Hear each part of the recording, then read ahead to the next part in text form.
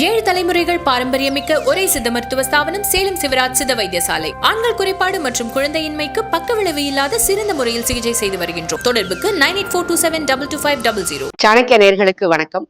இந்த வாரம் நம்ம பார்க்க போறது மருந்து குழம்பு அப்படின்னு சொல்லிட்டு வீட்டுல நாம எளிமையா செய்யக்கூடிய ஒரு பாட்டி வைத்தியம் அப்படின்னு வச்சுக்கோங்களேன். கிளைமேட் நமக்கு மாறுது, எல்லா இடத்துலயும் சளி, இருமல், ஒரு ஃபீவரிஷா ஒரு ஃபீல் இருக்கு.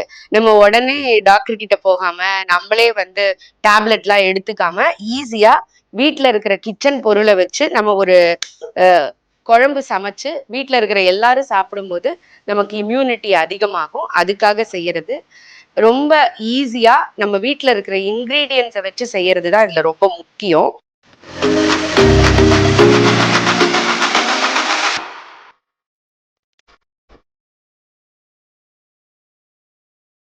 இதுல நம்ம யூஸ் பண்ண பொருள் பாத்தீங்கன்னா, நம்ம புளி யூஸ் பண்ண போறோம். முக்கியமா சுக்கு யூஸ் பண்ண போறோம். ஏன்னா சுக்கு, திப்பிலி, ஓமம் இது எல்லாமே நீங்க பாத்தீங்கன்னா நமக்கு ஒரு பெரிய மருந்து பொருள். இந்த அளவுக்கு சுக்க நான் இடிச்சு பொடி பண்ணி வச்சிருக்கேன். அது இவ்வளவு தூரம் வரும். இந்த சுக்கு நம்ம போட்டுக்கலாம். சுக்கு, ஓமம். ஓமம் பாத்தீங்கன்னா ஒரு 2 ஸ்பூன். நமக்கு ஒரு வீட்டுல எத்தனை பேர் இருக்கிறோமோ அதுக்கு தகுந்த மாதிரி. நான் ஒரு 4 பேருக்கு செய்யறேன். அதனால ஒரு 3ல இருந்து ஒரு 3.5 ஸ்பூன் வரைக்கும் நம்ம யூஸ் பண்ணிக்கலாம். கொஞ்சமா தனியா யூஸ் பண்ணிக்கிறோம். ஒரு ஸ்பூன் வரும் அப்படின்னு வச்சுக்கோங்களேன். ஸோ ஒரு ஸ்பூன் அளவுக்கு தனியா யூஸ் பண்ணிக்கோங்க. இதுல காரம் மிளகு அண்ட் மிளகா ரெண்டுமே யூஸ் பண்ணணும். நமக்கு நம்ம யூஸ்வலா வைத்தியத்துக்கு யூஸ் பண்றது மிளகு தான் நிறைய யூஸ் பண்ணுவோம். ஸோ மிளகு அதிகமா வச்சுக்கோங்க. மிளகாவை நம்ம கம்மி பண்ணிக்கலாம். பட் எங்களுக்கு மிளகு காரம் பிடிக்காது அப்படின்னு நீங்க நினைச்சீங்கன்னா மிளகாவை அதிகமா போட்டுக்கோங்க. ஒரு 5 மிளகா கிட்டக்க நான் போடுறேன். இதுல காரம் கொஞ்சம் கம்மியா இருக்கும். ஸோ 6-7 கூட நீங்க போட்டுக்கலாம் உங்களோட காரத்துக்கு தகுந்தாற் போல. வெந்தயம் கொஞ்சோண்டு வாசனைக்கு போட்டுக்கணும். நிறைய போட்டுட்டா நமக்கு கசந்து போயிடும். இவ்வளவுதான், சும்மா ஒரு பிஞ்சு. வெறும் கடாயில நல்லா நீங்க இத வதக்கிக்கோங்க. நல்லா சூடு வரணும். சூடு வரும்போது அந்த அரோமாவே உங்களுக்கு தெரியும். அந்த அரோமாவை பார்த்தீங்கன்னா உங்களால ஐடென்டிஃபை பண்ண முடியும் அது வதங்கிருச்சா இல்லையா அப்படின்னு சொல்லிட்டு. இது நல்ல உங்களுக்கு சளி, இருமல் இதுக்கெல்லாம் கேட்கும். இதை எனக்கு சொல்லி கொடுத்தது எங்க வீட்டுல வேலை செஞ்ச ஒரு அம்மா சளி அப்படின்னா உடனே இதை செஞ்சு கொடுத்துருவாங்க. அம்மா நீங்க வேலைக்கெல்லாம் போறீங்க, காலேஜ்ல ஒர்க் பண்றீங்க, இதை செய்யுங்க உங்களுக்கு உடனே சரியா போகும் அப்படின்னு சொல்லுவாங்க. அந்த மாதிரி இன்னைக்கு நமக்கு சொல்லி கொடுக்கறதுக்கு யாருமே இல்லை. அதுதான் நமக்கு ஒரு பெரிய மைனஸ் பாயிண்ட். பாருங்க நல்லா கொஞ்சம் கொஞ்சமா செவந்து வருது. இந்த டைம்ல நம்ம என்ன பண்ணணும்னா, தேங்காய் நம்ம துருவி வச்சிருக்கிற தேங்காய் ஒரு 1/4 மூடி தேங்காய் வச்சுக்கோங்களேன். இந்த 1/4 மூடி தேங்காவை எடுத்து நம்ம போட்டுட்டு ஃபுல்லா இது வதங்கணும்ன்றது இல்ல. பட் இந்த கொஞ்சம் பச்சை போகும்போது நமக்கு சமைக்கிறதுக்கு இதோட சேர்ந்து நல்லா இருக்கும். நல்ல இந்த அரோமா வருது தெரியுது.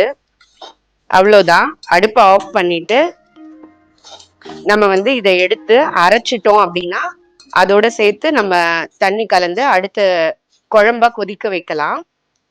அதுக்கு முன்னாடி அரைக்கும் போது நீங்க பாத்தீங்க அப்படின்னு சொன்னா இவ்வளவு புளி, ஒரு சின்ன எலுமிச்சை புளிய இதோட சும்மா லைட்டா ஒரு இந்த சட்டி சூடோட போட்டு சேர்த்து அரைக்கும் போது இதையும் சேர்த்தே அரைச்சுக்கணும். நம்ம புளி தண்ணி எடுக்கிறது அப்படிலாம் தேவையில்லை.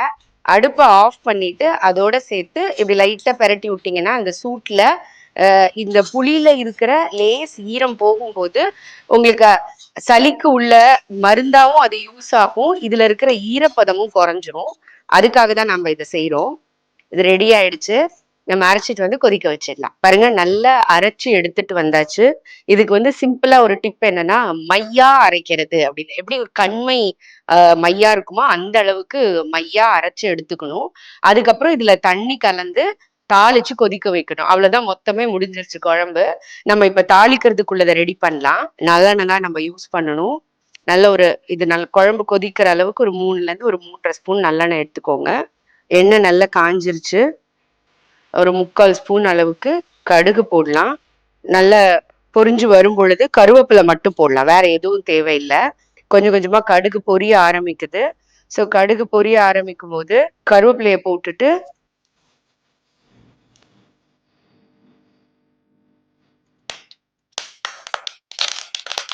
இப்படி சத்தம் வர்றதே ரொம்ப நல்லா இருக்கும்ல. ஆக்சுவலா என்னன்னா நம்ம இதுல வேணுங்கிற அளவுக்கு தண்ணி ஊத்திக்கலாம். ஏன்னா அது குழம்பு கொதிக்கணும் இல்லையா? பச்சை வாசனை போய் இது கொதிக்கணும். நல்லா இப்படி தண்ணியை ஊத்தி கலக்கிட்டு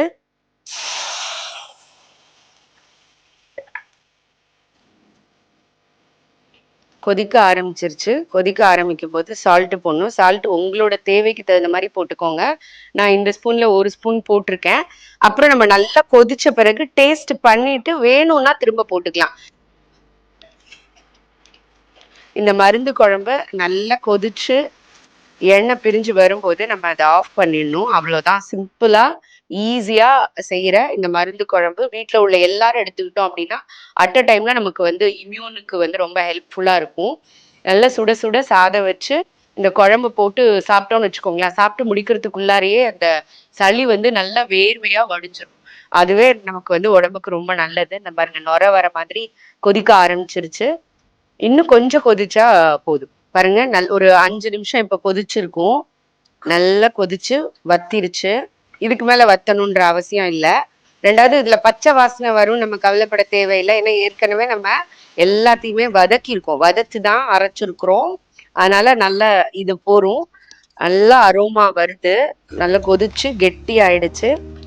வேணும்னா நம்ம வந்து அடுப்பை ஆஃப் பண்ணிட்டு ஒரே ஒரு ஸ்பூன் வந்து நல்லெண்ணெய் எடுத்து ஊத்திக்கிட்டோம் அப்படின்னு சொன்னா ரொம்ப நல்லா இருக்கும். நம்மளோட பாட்டி வைத்தியமான மருந்து குழம்பு ரெடி ஆயிடுச்சு. சுடுற சாதத்தோட நல்லா இந்த மருந்து குழம்பை போட்டு சாப்பிட்டு இருமல் சளி எது இருந்தாலும் நாம போக்கிக்கலாம். இந்த கிளைமேட்டுக்கு ரொம்ப டேஸ்டியா இருக்கக்கூடிய ஒரு ஃபுட்டு. நெக்ஸ்ட் வீக் இன்னொரு புது டிஷ்ஷோட உங்களை வந்து சந்திக்கிறேன். நன்றி, வணக்கம்.